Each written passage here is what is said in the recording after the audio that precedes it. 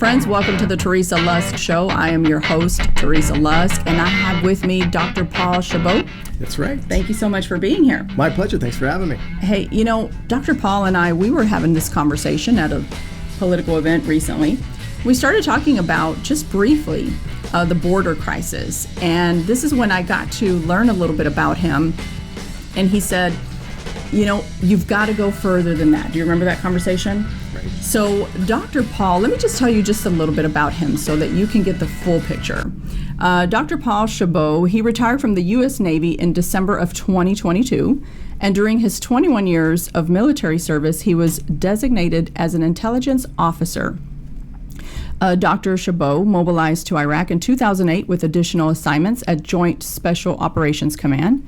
And during his tour, he completed an exhaustive study of Al-Qaeda and authored now an unclassified strategy describing methods to dismantle terror networks. Yes. Wow. Yeah. Tell us about this, because the viewers are looking at this going, wait a minute, what? Terror, drug, this goes further. Talk to us a little bit about it. Yeah, it does. So, you know, we hear about drug cartels, organized crime, whatever it may be. But what I try to do is to tell folks that, look, this is really about good versus evil. That's really what this boils down to. Whether it's strong criminal elements of sophisticated prison gangs, which control a lot of the drugs in and out of prisons, and they're connected to the street gangs, or high-level terror networks, they all share a common denominator, and that's really a lack of civility. But from us, from the good folks, right, that are always trying to battle this sort of evil, I compare it to this. First off, we as humans are never going to defeat evil. Like, that's not our job. That's God's job.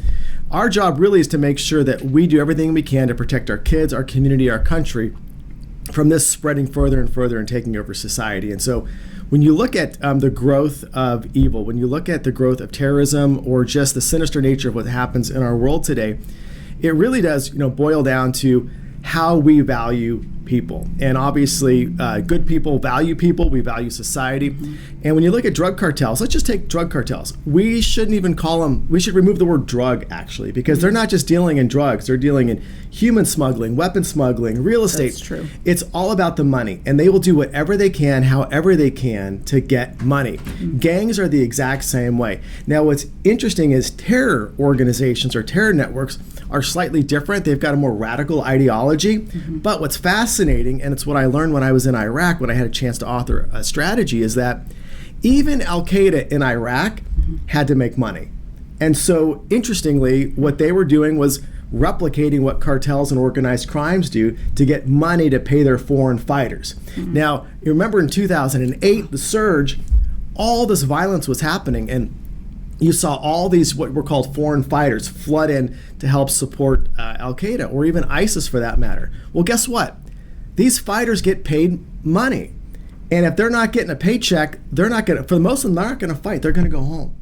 And so for Al-Qaeda to get money, they had to be involved in illicit activities, which included kidnapping, extortion, and even drug trafficking. My goodness. There's so much to this that you're kind of breaking down, and I know you lumped it all together. You said there's so much evil. Our job is to try to protect our families and things of that nature.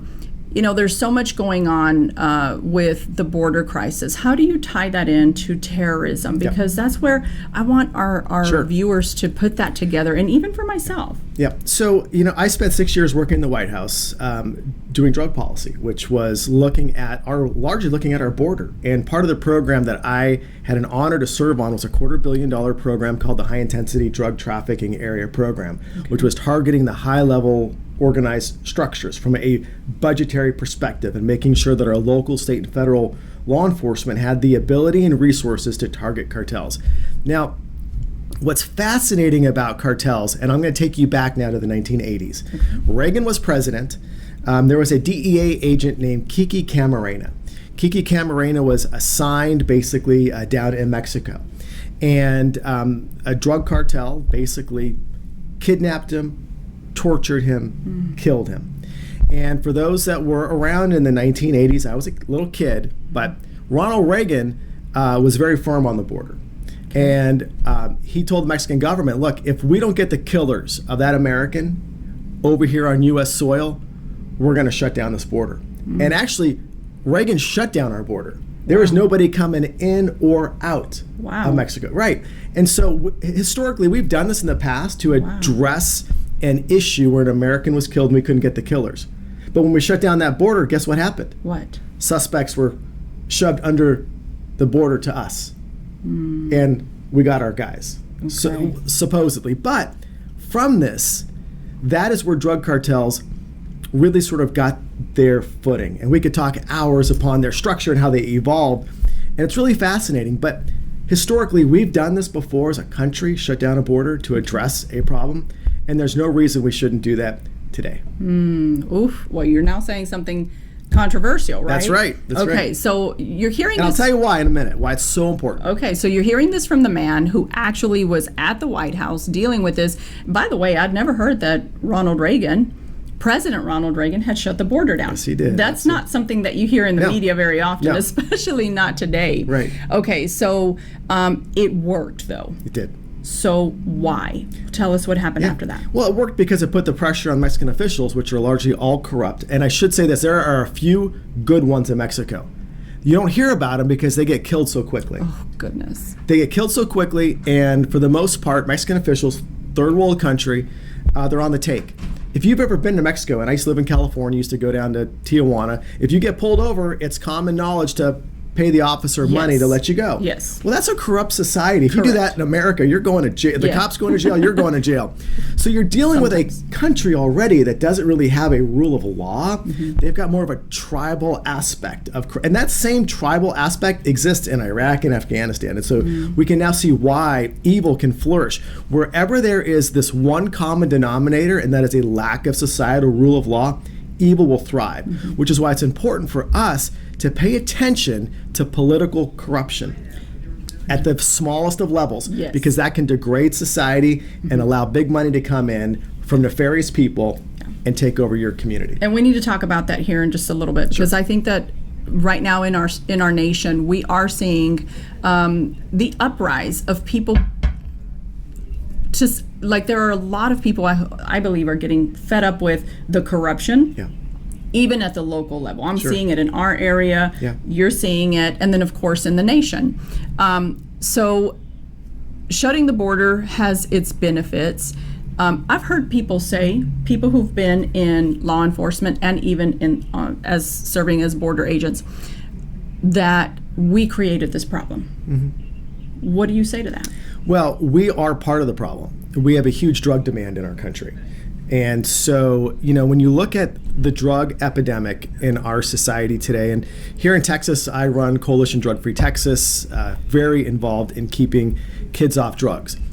We are failing as a country from a national drug control policy perspective. We have more people today using illicit drugs than ever before recorded. And so, yes, a lot of these drugs come over from Mexico, but not all of them do, right? So methamphetamine, which was huge, meth, speed, crank, whatever you want to call it, white powdery, cheap substance, was big in the 2000s. From a good national strategy, we were able to basically eliminate local labs that produce this in this country by modeling state drug laws of what Missouri and Kansas did at getting pseudoephedrine off the counter. But what's interesting is there was still a demand. And so who fed that demand? Well, all of a sudden, the cartels, which back then were largely dealing in maybe marijuana, cocaine, heroin, all of a sudden got into the meth business, big time. And so these big labs that were here in our country, they're basically homes converted into drug labs, moved down to Mexico as super labs, which are huge, enormous. And they were getting most of their pseudoephedrine, over-the-counter product used to make meth, from China, flying in bulk quantities illicitly into our country and then being trafficked south of the border to make the meth and bring it back up. So if we truly want to address the drug problem, which will help reduce the gang problem, which will help reduce every other problem, we can't look at this as a one shoe fits all. It's about education, prevention, treatment, enforcement, and recovery. We got to keep kids off drugs. We got to educate society why legalizing drugs is the dumbest thing we could ever do. I'll give you an example of this. In California, when I was there, I fought against marijuana legalization. The marijuana legalization entities, largely funded by George Soros' Open Society, have pushed for outright open use and no matter what. Now, how they tricked the voters in California was they said, look, if we legalize marijuana, we're going to do away with the black market. If you look at what's happened today, they basically legalized marijuana in California. The black market is thriving. In fact, you've had cartels that have moved from Mexico into California, into the national forest, into their production. They have opened up a Pandora's box, and we need to not replicate that across this Interesting country. what you're saying, because I think a lot of people that I've spoken to and heard speak on this, they do think, of course, those who vote for it, they do believe that if you just legalize it, the problem will become less. But you're saying, no, it won't. No, it doesn't. And the examples are clear. Colorado legalized marijuana. This week, the California legislature, crazy legislature, it's embarrassing to see what's happened in California. They're going to allow other illicit drugs. So here's what's crazy. If you've been to San Francisco, ladies and gentlemen, or you've seen it on TV, that's what happens when you legalize drugs. Now, look, even in crazy San Francisco, they just last week put a lot of police on the streets trying to get all these druggies off the streets. What we need to understand is all the homelessness issues that are happening, most all of it is connected to substance abuse. And when you allow free drugs to flow, what we have to remember is people who are addicted to drugs are not the same person they were when they were sober. Absolutely. That is such a sad thing. I'm so glad you brought that up, because there are, and if you pay attention to social media, I mean, guys, come on, y'all have seen the videos of these people literally strung out, trembling, shaking. It is some of the most horrific images. Yeah, absolutely. I actually had to unfollow a page because at first I thought, this is an interesting story, whatever, but it became to be so much to just watch the reality of what's going on. Yeah. In addition to the drug problem, though, there are also some mental health issues as well. That I think that the priorities of our nation, if we could get some mental health funding as well, and I know it's a big, huge problem, but I think if you get the right minds and those experts together, maybe there could be some movement for it. But you said something that sometimes people don't agree with, because you said it's not just a drug problem, but it's a demand problem. Right. It's a problem that you're not going to sell something if people don't want it or need it. So I was thinking about this the other day.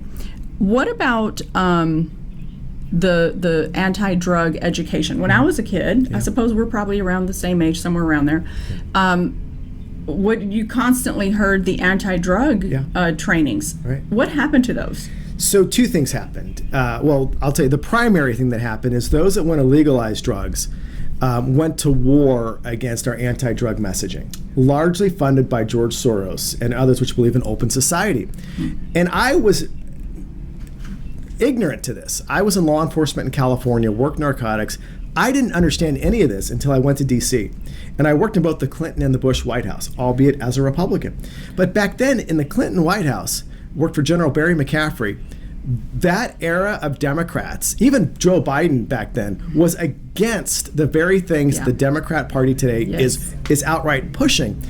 And I think it's also a failure on the Republican Party to really address this head on. It's so simple.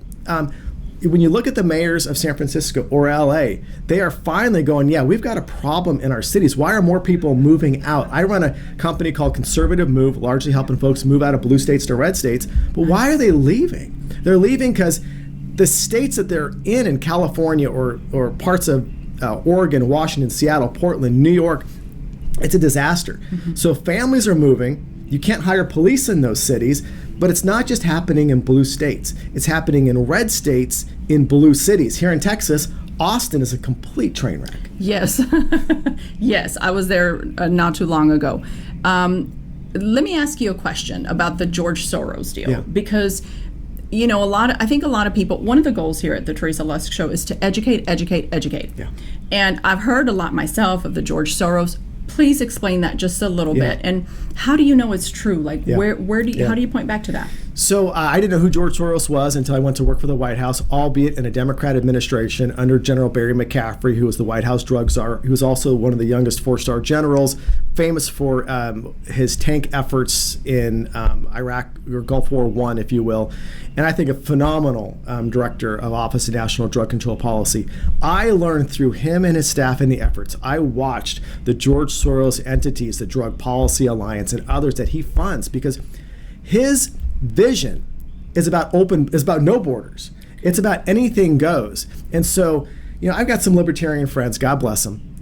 But the challenge is when you allow people to pretty much do whatever they want, it impacts the innocent people all around you. For sure. And so we don't have the resources. Like we run a youth anti-drug coalition here in McKinney, small. We run a state one. We enjoy doing it. Mm-hmm. But when you look at the money and the there's hundreds of lobbyists now that are on Capitol Hill that are out there promoting marijuana or drug legalization. And they go to door to all the congressmen and senators. And who's doing it on our side? Well, maybe one or two lobbyists we have against a whole army of others, and it's all about the money. Yes. If you want to follow the money, when I ran for Congress in 2014 in California, I was a Republican nominee facing up in one of the most targeted seats ever in that area at the time. And the marijuana industry gave more to my opponent than they had to any other candidate. Wow. Why? To defeat the anti-drug person. And so they take their money and they will do everything they can to defeat good people who are against what the Soros and the other entities that he aligns and funds are for. What's his goal, though? I mean, yes, but why? What is it? Yeah. What is he getting from it? What's the deal? So look, genuinely, you at least have to respect the fact that at least he's honest about his open society view. He doesn't want borders. But why? What is his goal? Open society. Well, I think that's a question for him. But he will mask it in humanitarian efforts, or that we all just need to sort of coalesce. But we know without borders, you don't have a country, you don't have an identity. If we didn't have borders with Mexico, would we become like, who wants to legitimately live in Mexico, a third world country where your police are on the take, you're afraid for your life, and it's really not a way to raise a family? We want to live here in this country. Now listen, America was not always like this. Chicago used to be like Mexico in the 1930s and 40s. Organized crime used to control a lot of what we do in this country at the ports and others. We've been able to, squeeze and push out, that evil. It's become more underground, but it still exists. Mm-hmm. And I think one of the more important points I could make today is that, we can never give up on this. And I frame it this way. Let's just imagine, anybody see a horror movie? Name the last horror movie, or a horror movie from the 90s, like Freddy or Jason, Friday the 13th. Sure. So what happens at the end of almost every one of those movies, once the good person has killed, or they think they've killed the monster or the demon, right? What happens when that good person gets up, turns their back, and walks away? Yeah. The evil rises again. And so this happens this is life. If we take our eye off the threat, and just because we think we've got the enemy down, whatever it may be, if we ever take our eyes off of that, it will grow again. And that's what we see with terror networks in Afghanistan, Iraq, drug cartels in California when they took their foot off putting people in jail. You just get this reverse on society. Well, it's interesting too that so many of the mayors who were like, yes, we're for humanitarian, and now they're seeing the overflow of the immigrants, not just from Mexico, by the way. Now they're acting like if this is a surprise that this would even happen. Obviously this is going to affect our nation, because you see that this is going to spread. They're going to put some here and there. And listen, as a human being, a woman who loves the Lord, well, I care about that stuff, but I also care about trying to preserve America in its safety. I actually, my parents are from Mexico, and I was born and raised here in Dallas, and I used to go to Mexico all the time as a little kid, and that was real. Where you slipped money to the police officer for whatever thing, because for whatever mood they were in, to stop you because of whatever silly thing, or when you're crossing the border. When you were crossing the border just to get through, they wanted money, And I remember when I was finally an adult and had my own mind, I was traveling to Mexico with some family, and an uncle was in the car, and this is just me being a little bit of a rebel, but he was like, well, get ready, because they're going to maybe want you to. I said, I ain't paying nobody nothing today. I mean, that would have been trouble for me, but for real, I mean, it's that frustrating. So you talk about Mexico being a third world. I remember even going to Mexico with because my grandparents had a house there, but my grandmother was an American citizen, so my grandfather worked here. And when we would go for the summer back to their, house, and just to take a break, I mean, even there were little 3-year-old kids selling candy and cleaning windows. That's right. I mean, it was hard. It was hard to watch. So when you talk about a third world country, is Mexico improving? Absolutely. But now you've seen how the U.S. now is resembling a lot of their lawless ways. And I hate to say that, but it's the truth. Yeah. So what can Americans be aware of at this time? So obviously we have this drug problem that combines into even the terrorism. You talked about that, the organized crime. Help us make some more connections here with all of what you've done, because I think this is very, very interesting. And then we're going to merge into talking a little bit about the politics and what do we need to be aware of? So I'm a first-generation American on my father's side. They came over from Canada to New York, then to Pittsburgh, California, etc. So, and my mother's side, Russian, Ukraine. And so, America is this amazing melting pot. And I understand completely why anybody in a third world country would want to come to America. Yes. In fact, what's fascinating is these people are coming to our country because of how much they love our country. Yes. And what we stand for. But yet the wokeness in America hates our country and won't stand for our flag. It's just the weirdest thing that Americans here dislike our country, and those that are trying to flee, and I understand that. But we have to have, there is a right way and a wrong way to do it. Now look, if I was a single mom with kids, I'd do everything I could to get here as well. I understand that from a humanitarian perspective. What can America do differently to help address this problem? Well, we give foreign aid, ladies and gentlemen. It's part of what we do. And very rarely do we decertify budgets to countries. And I think that we need to begin this hard conversation about decertifying our budgets to countries that are not actually acting on corruption. If we can't address corruption, nothing else matters. Because that corruption is just always going to be that seedy room where whatever good idea comes in, it's going to get kicked out the back door. And so for Mexico, for example, what could we do? Should we do? There's no silver bullet. It'll take time. Remember, these problems weren't started overnight. They're not going to end overnight. However, we give so much money to these countries. We need to have strings attached. And these strings attached must address how are they rooting out corruption. That's good. And start small and look at who your good local police chiefs are before they get killed, or the reporters out there before they report on a cartel and end up getting killed. Yeah.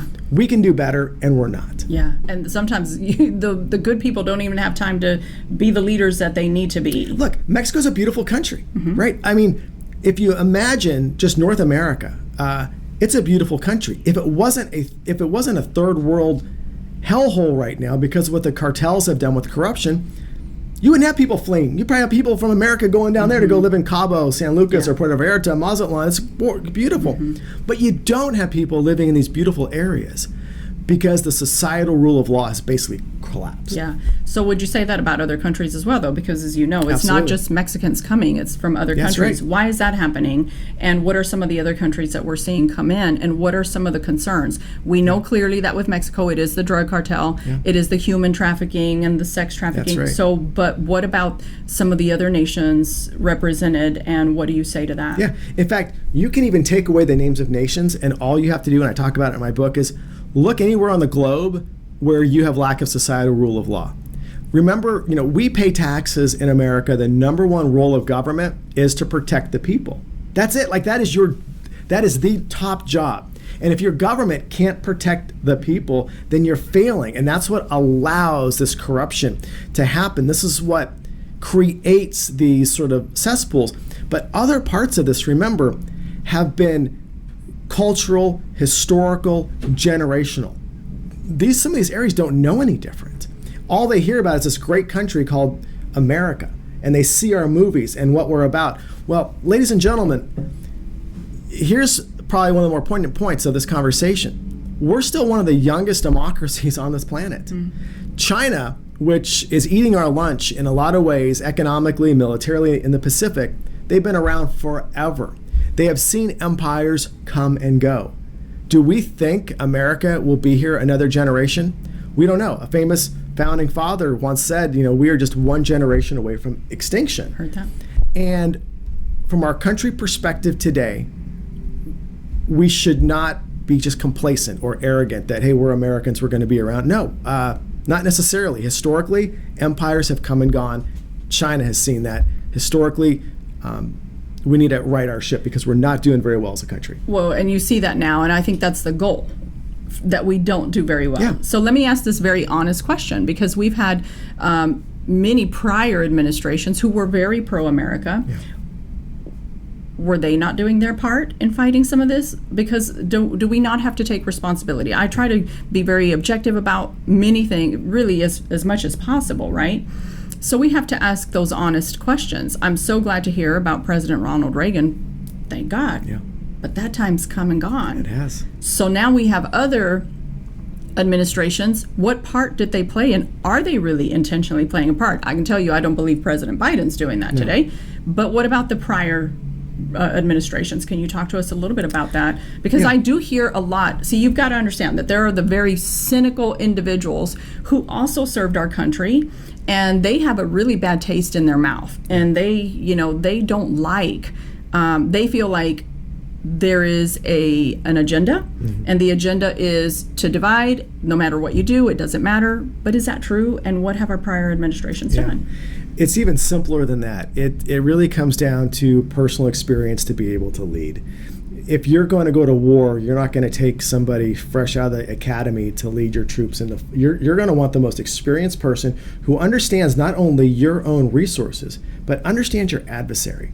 And so from this, we need to elect people that are truly competent, understand not just themselves and our country, but our challenges as well. And usually that boils down to personal experience.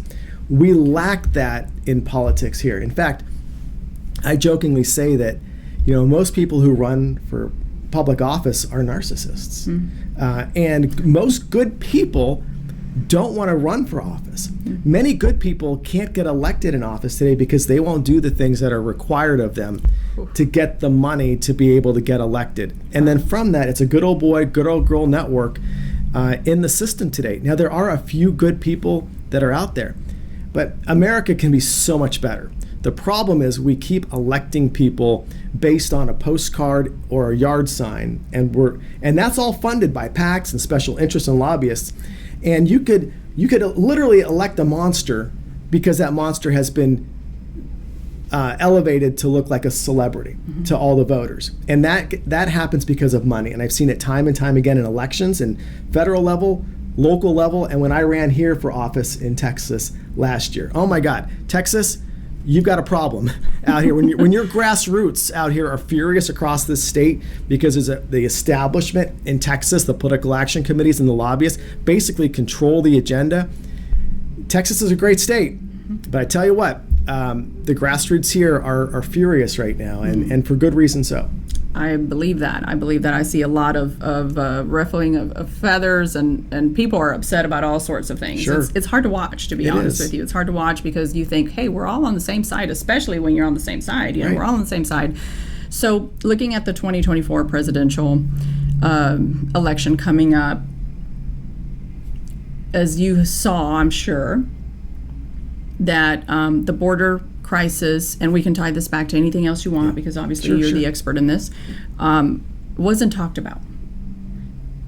But we can't ignore that because I think that our country is very vulnerable right now. So why is this happening? Why would, and I know, what is your perspective on why is this current administration ignoring this need for our borders and for everything else? Because I think it all ties together, and I'm no expert, but terrorism, hello. Yeah. It's tied to that. Even gangs, by the way. Right. So talk to us a little bit about that. What's the tie-in, and why is this administration not doing it? So I think two things. One, there's the boiling the frog analogy that little by little, as you do incremental changes, most people don't pay attention. And I think that's true, unfortunately. And that's how I think the radical left, especially the wokeism, has pushed so much so far.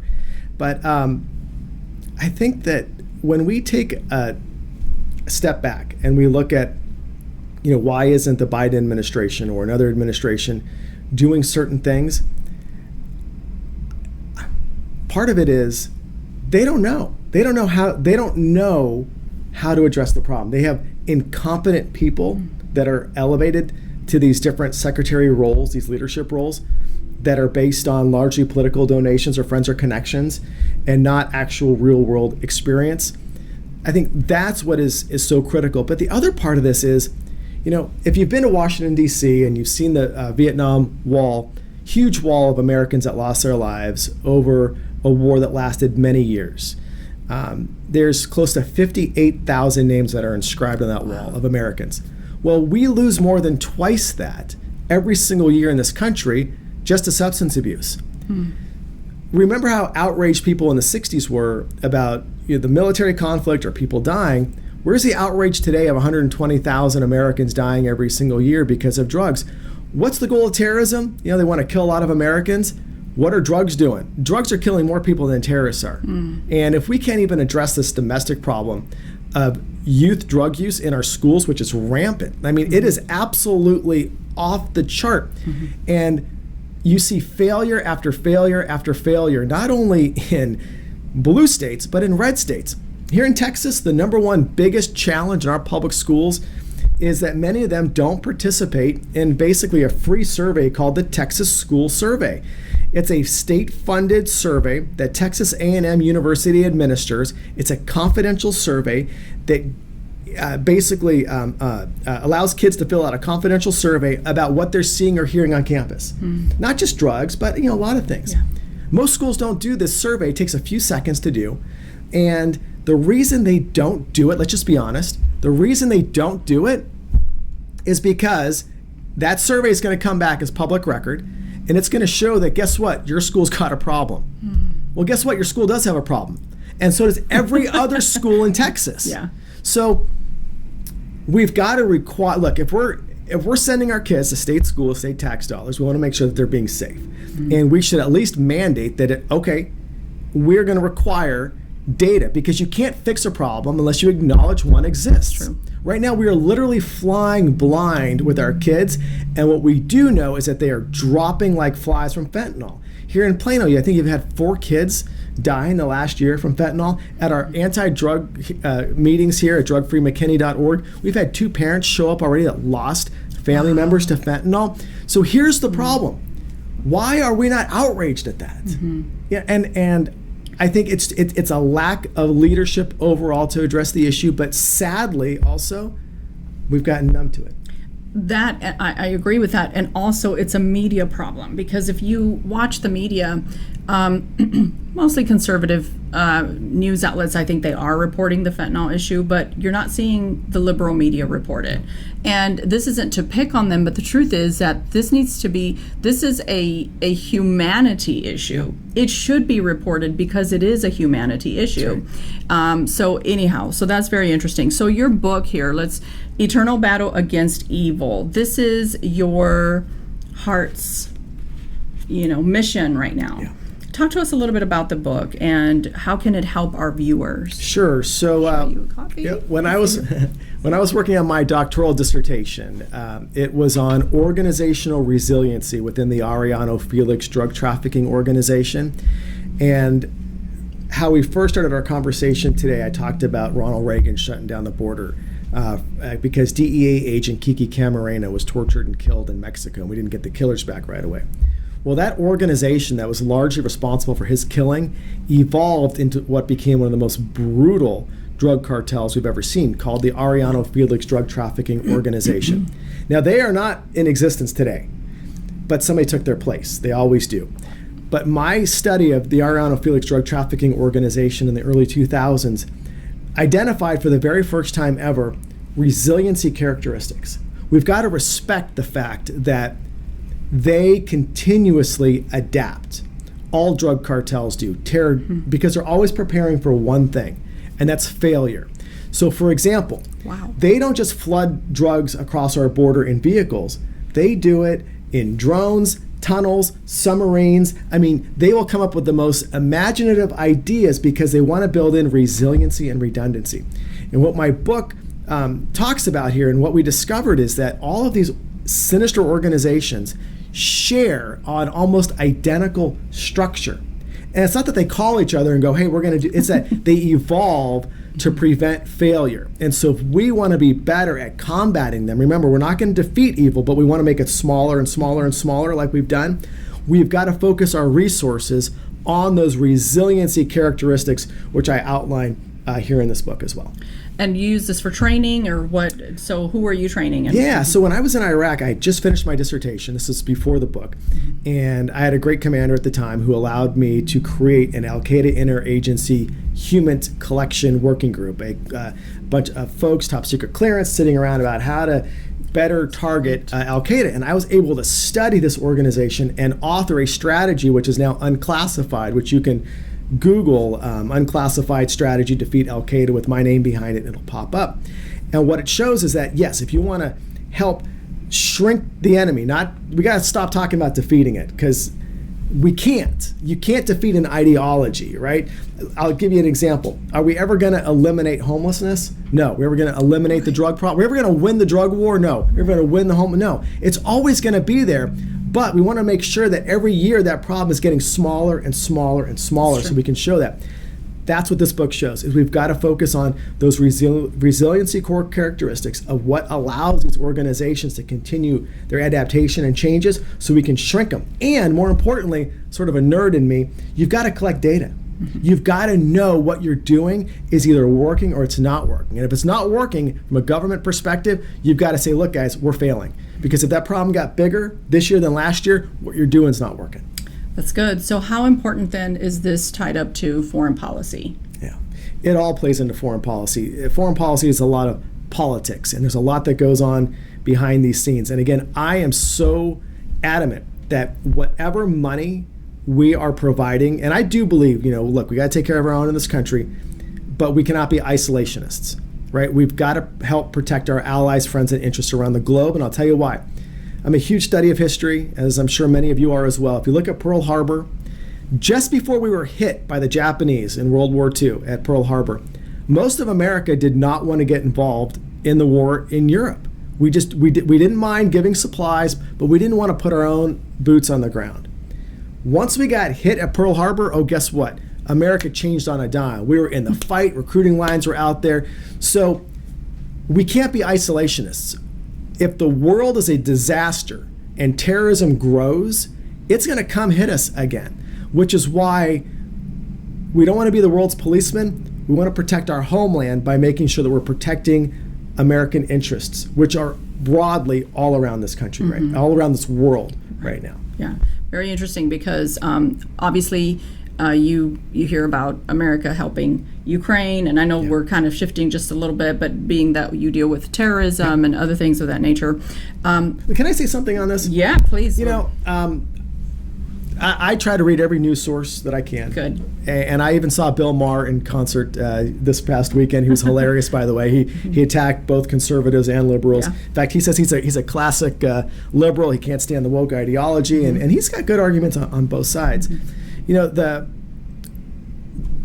challenge of what we have, and I grew up watching CNN, Wolf Blitzer, before there was a Fox, when it was that. And then I evolved to watching Fox News a lot, and I still like Fox and Newsmax and all these others. What I'm concerned about is there's a consistent beating of the drum that we should not be involved in Ukraine or these other places. That worries me, because I think that is a short-term view for saying we want to protect our homeland interests only. Let's take care of ourselves. We got enough problems. Look, Russia has always been one of our primary adversaries, and to watch them getting their tail kicked right now as Americans who lived through the 80s like we did when we had the nuclear bomb, cover your head in your classroom type thing, we don't want to see a strong Russia, right? And so is Ukraine a perfect country with perfect ideology? Do they have corruption? Of course they do. Every place does. We do in our own country as well, ladies and gentlemen. But we don't want to see Ukraine fall to Russia. We don't want to see a Russia-China alliance grow, because that is damning for the free world. Which I get that, and but my question is, what about the financial aspect of it, and also the equipment for it? Because I did hear a report today that the financial part of it is very concerning for America, because do you not have to protect yourself? I mean, let's be honest. So how do you address that? Yeah, and so this is where this really gets tricky, because remember, Ukraine is not a nuclear power. Russia is. We don't want a direct conflict with Russia, because we know that can go nuclear, right? You just don't want that.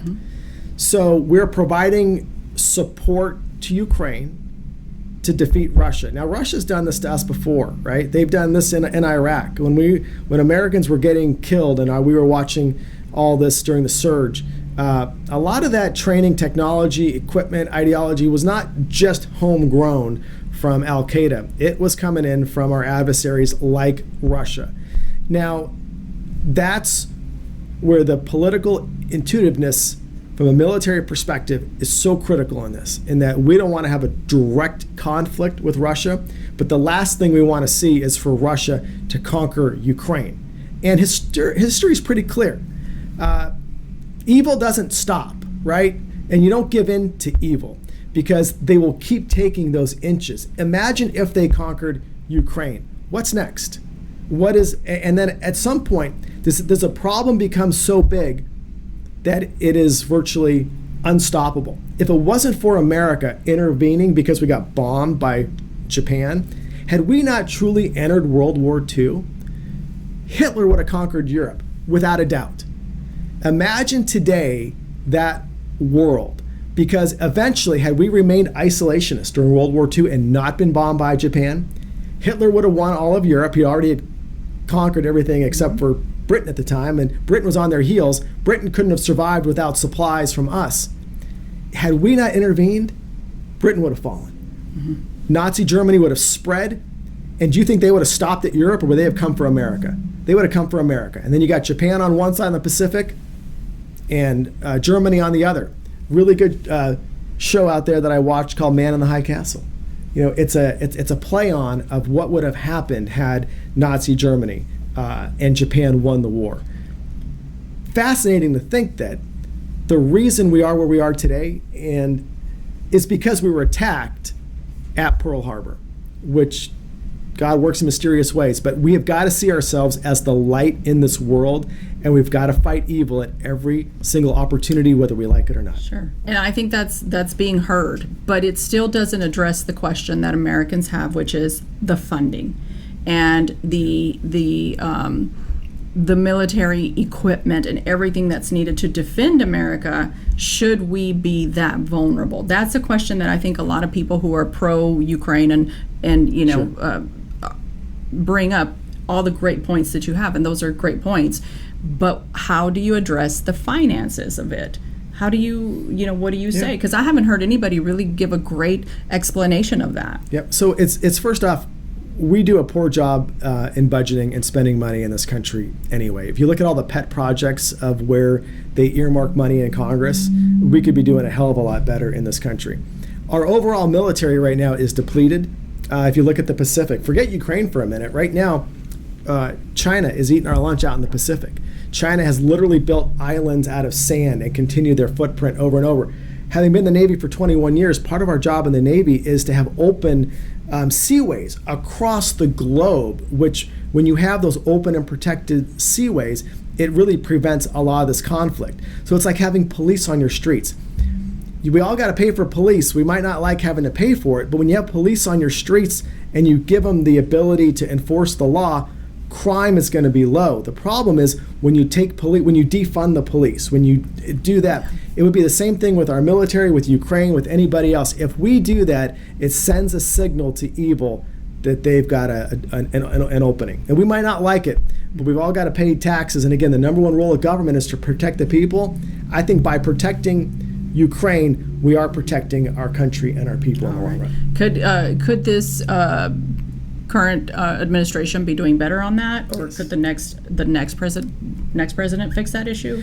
I think you always got to say you can do better, but we always don't want to just hit the other side just because they're different politically. Correct. When I worked in the Clinton White House, there were three things that they did remarkably well that Democrats today would never stand behind.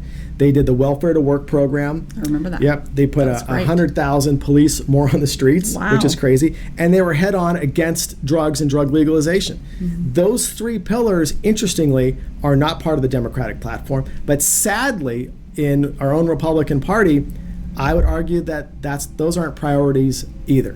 I agree with that. Yeah, absolutely. I was just thinking that I think the next president could do better regarding all of these things that could keep us safe, and deal with the finances regarding the spending on the war and giving aid, etc. It's been great talking with you today. So for those of you who are watching, you could get a copy of his book, Eternal Battle Against Evil. Where could they get the copy? Anywhere. It's on Amazon, Barnes & Noble. Just Google Eternal Battle Against Evil and grab your copy there. Oh, by the way, I should say there is a warning on this book at the top.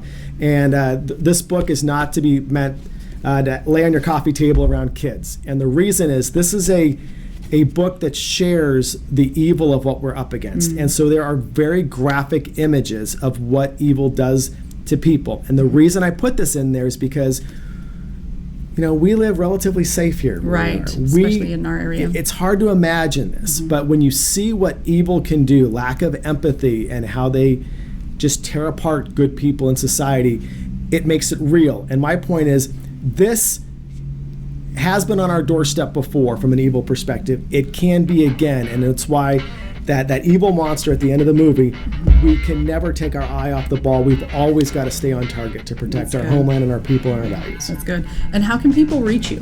Yeah, so, just, follow me on Facebook, Dr. Paul Chabot, Dr. Paul Chabot, or Paul Chabot for Strong America.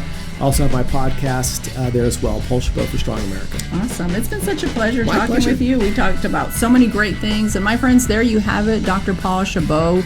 I think this was such a rich episode where we got to hear a lot from an expert who's been there, done it. And sometimes you just need to hear the hard things from people that have actually done it. I think there are a lot of opinions roaming around, but you need people who have experience, just as you said. So thank you so much for coming on. My pleasure. Thanks for having me. My friends, God bless you, and I can't wait to see you again.